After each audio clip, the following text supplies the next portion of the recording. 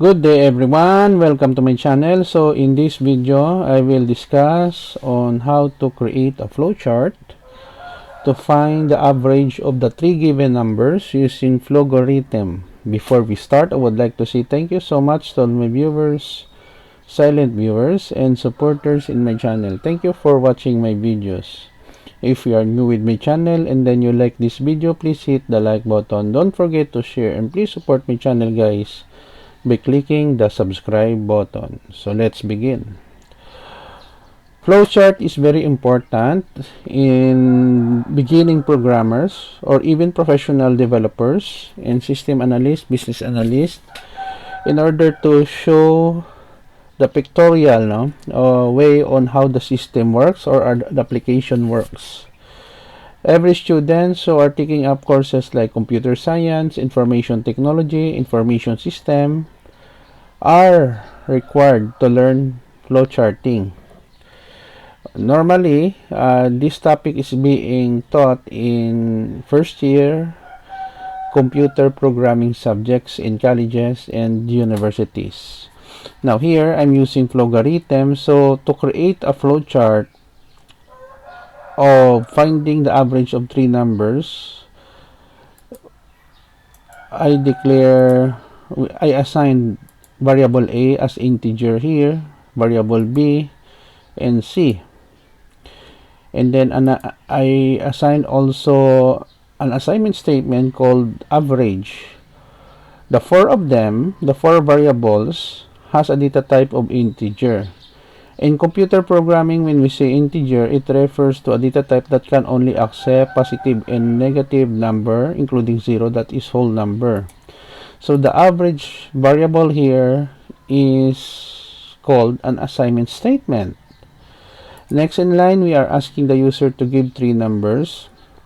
So in flowgorithm, we use this symbol, input A for variable A, input B for variable B, and input C. And then here is the process or the rectangle, average equals open and close parentheses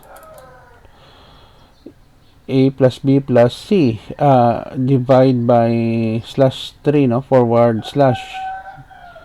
Okay, and then we have here the output, the average. Okay, sorry, there is a mistake in spelling, is average, ampersand.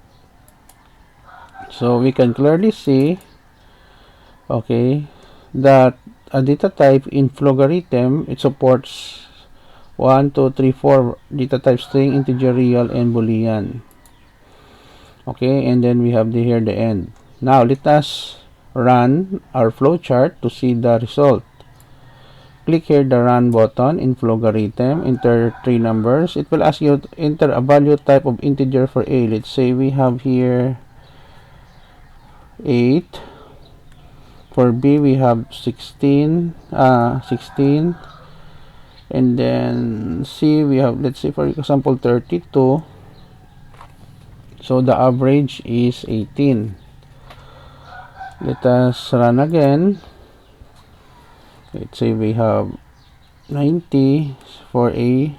Second number we have 92 for B, and C we have 78. So average is 86.